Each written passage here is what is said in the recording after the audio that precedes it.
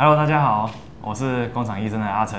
那我们今天呢这一集节目呢是制造新脉动，要准备来介绍一位很厉害的前辈给大家认识。那我们请Simon哥这边来做一下自我介绍。各位易瑞的好朋友，大家好，我是易威科技营运长，我叫 Simon。我在资讯产业有差不多30年左右的经历，从最早期的以硬体infrastructure为主，那到后来的资讯安全、软体系统，到近期的 AI 应用，全面都有涉猎过。我自己本身在资讯应用上面的这种整合一个 total solution 上面是非常有经验的。非常感谢今天Simon哥答应我们的邀约因为我们很少在制造新脉动这个节目里面邀请到这么大咖的人物，因为我们通常都是邀请就是年纪跟我比较相近的企业二代、工厂二代来跟我们分享一些工厂或是企业经营上面目前遇到一些概况。好，那我们今天这是一个特别的节目，也邀请到Simon哥来简单跟我们聊一下，就是易威公司提供什么样子的服务项目。易威呢成立至今今年是第19年。我们公司呢，大家可以看到后面我们有非常多的证照我们目前有50几张证照。经济部的能量登录证书也有5个项目。那我们是一家非常专注在技术研发上面的公司。那我们呢目前提供的服务，除了传统的 infrastructure 这种硬体服务之外，现在还有资讯安全的 total solution，那还有软体开发以及智慧制造上面的系统以及 AI 应用，是一个全方位的应用。所以我们公司现在定位是企业的长期策略最佳伙伴。我们透过这样的一个完整的解决方案，我们期望在一个企业它不同的发展阶段的策略所需要的资讯系统，我们都能够端出一个最高 CP 值的解决方案来给我们的企业客户。确实，这个高 CP 值这件事情真的是在中小企业这边非常需要的一个应用。对，因为我们都很想要用很厉害的系统、很厉害的软体，但是如果这个价格如果非常的高不可攀的话，那我们也只能就是看着它流口水而已。没错。那我们今天呢，其实主要是想要来跟Simon哥请教一下，就是目前你这样子看中小企业的市场，然后在资安这一块的问题，对，比如说可能有一些已经发生的，或者是一些潜在的一些隐藏的危险，对，那这边可不可以来跟大家讲一下你个人的看法？OK， 因为现在 AI 的关系那所以现在骇客攻击的工具越来越多样化，而且非常容易取得。譬如说，前一阵子有3个日本的高中生，他透过 ChatGPT，那成功的骇入了乐天行动，盗取了22万笔个资的资料，那申请了1000多张的eSIM的信卡，1000多张，对，没错，非常的大量。3个高中生其实他都没什么资讯背景，所以过往呢，骇客在攻击的时候，通常都是挑所谓大型企业，然后他可能有上新闻，他赚了很多钱，那来攻击他，然后对他的资料进行加密勒索。现在的市场趋势，除了 AI 的工具很容易取得这些骇客的工具之外，甚至有组织在销售这一种所谓的骇客包。所以也因为这样，整个骇客攻击从传统的会挑锁定目标，改成现在是所谓的无差别攻击。所以我们现在面临到的很多客户他被攻击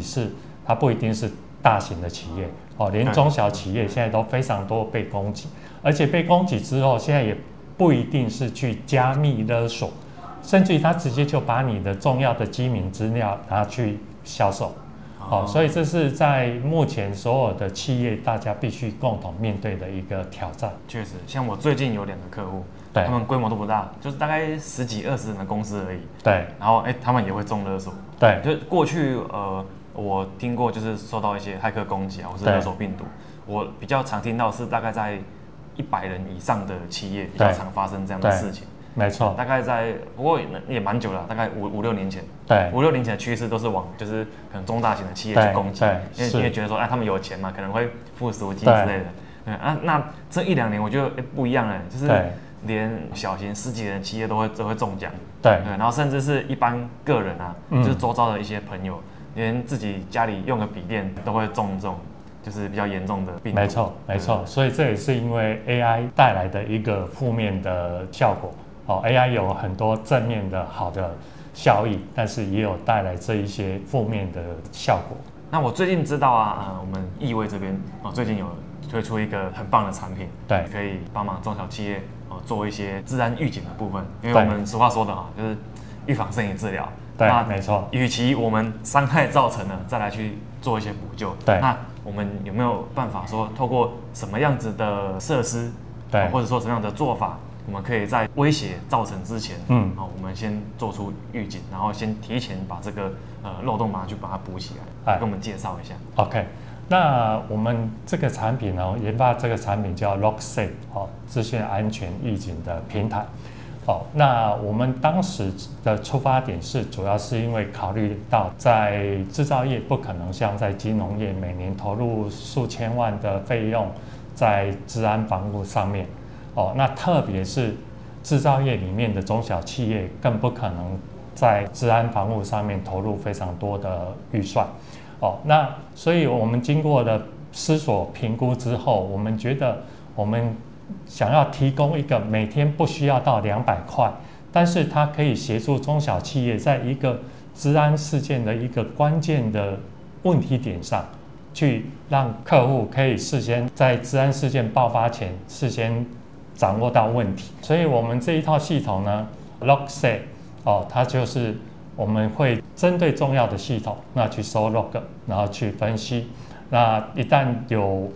骇客在攻击的时候，我们会发告警通知。那除了这个之外，因为我们是一个可视化的界面，在使用上面不需要很专业的人员里面的可视化图表让你一目了然，很轻松的你就可以知道今天有没有人在攻击，或者甚至于是有合法的账号密码在不对的时间进来使用公司的系统，那代表这个账号已经被人家给害走了、盗用了。那我举个例子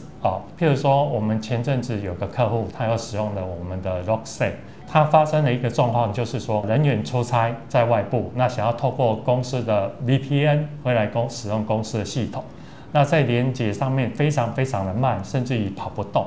那他直接在我们系统上面点开了一个世界地图这样的一个功能，直接就看到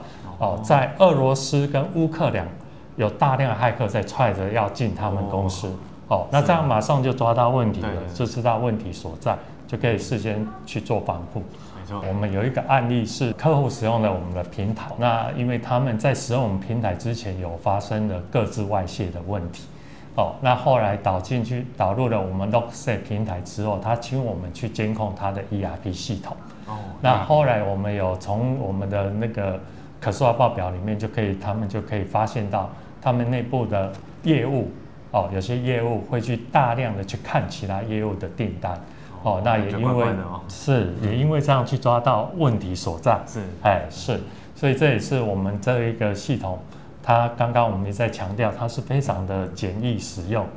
非常容易上手的一套系统。所以连内部其他的使用者他在使用哪些软体系统，对，而且是异常使用，这都抓得出来。对，没错，是的，好厉害！我以为是只有就是可能开网页这种事情可以知道，连异常操作 ERP 系统都抓得出来。对，没错。这个我们应该有很多的观众朋友会需要这个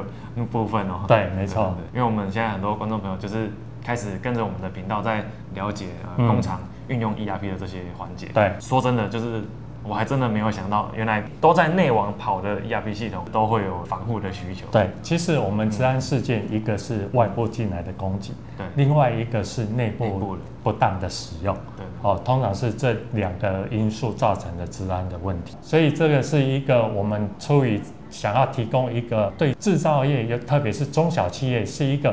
有效的治安解决方案，而且你不用投入非常多的费用。这也是本着我刚刚提到，我们是希望当企业的长期策略伙伴，我们希望提供的是最高 CP 值、有效又 CP 值高的解决方案。那我也想跟Simon哥请教一下，因为这个系统看起来很厉害，对，那我需要有很专业的机房设备才能够架设这套系统吗？不用，我们是一台工业电脑，那体积非常小，不需要特别大的空间，即便一张桌子，只要有电有网络插上去，就可以用了，